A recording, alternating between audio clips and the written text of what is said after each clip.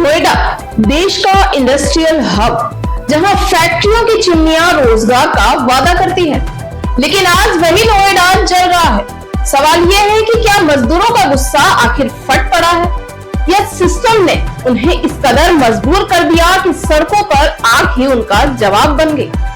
आज 13 अप्रैल की सुबह करीब 9:30 बजे नोएडा फेज 2 का इलाका अचानक रणभूमि में बदल गया। वेतन बढ़ाने की मांग को लेकर कई दिनों से प्रदर्शन कर रहे मजदूर एक बार फिर सड़कों पर उतरे, लेकिन इस बार मामला सिर्फ नारेबाजी तक सीमित नहीं रहा। देखते ही देखते प्रदर्शन हिंसक झड़प में बदल गया। हजारों की संख्या में जुटे मजदूरों ने पहले कंपनी परिसर के बाहर विरोध शुरू किया, लेकिन पुलिस के साथ नोकझोंक के बाद हालात बेकाबू हो गए। आक्रोशित भीड़ ने पथराव शुरू कर दिया, सड़कों पर खड़ी गाड़ियों को निशाना बनाया और देखते ही देखते आगजनी शुरू हो गई। सेक्टर 1 और सेक्टर 84 के आसपास का इलाका धुएं से भर गया। कई गाड़ियों को आग के हवाले कर दिया गया, यहाँ तक कि पुलिस की गाड़ियों को भी नहीं छोड़ा गया। 2 पुलिस वाहन पलट दिए गए और उनमें आग लगा दी गई। मौके की तस्वीरें किसी दंगे से कम नहीं थी। सड़कों पर जलती गाड़ियां, टूटे हुए कांच, भागते लोग और हर तरफ अफरा तफरी। स्थिति को काबू में करने के लिए पुलिस को लाठीचार्ज करना पड़ा, लेकिन इससे भीड़ और उग्र हो गई। जवाब में मजदूरों ने और तेज पथराव किया। हालात इतने बिगड़ गए कि पुलिस को आंसू गैस के गोले छोड़ने पड़े ताकि भीड़ को तितर बितर किया जा सके।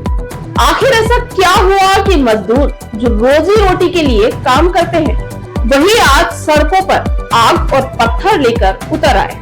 क्या उनकी मांगे इतनी अनसुनी थी कि उन्हें यह रास्ता अपनाना पड़ा, या फिर ये गुस्सा सिर्फ वेतन का नहीं बल्कि सिस्टम से निराशा का है? जानकारी के मुताबिक पिछले 3 से 4 दिनों से मजदूर लगातार वेतन बढ़ोतरी की मांग को लेकर हड़ताल पर थे। रीचा ग्लोबल, रेनबो, पैरामाउंट और S&D जैसी कंपनियों के सैकड़ों कर्मचारी इस विरोध में शामिल। उनकी मांग थी कि हरियाणा की तरह समान न्यूनतम वेतन, ओवरटाइम का डबल भुगतान, समय पर सैलरी और सुरक्षित कार्यस्थल। प्रशासन और पुलिस पिछले 3 दिनों से लगातार बातचीत कर रहे थे।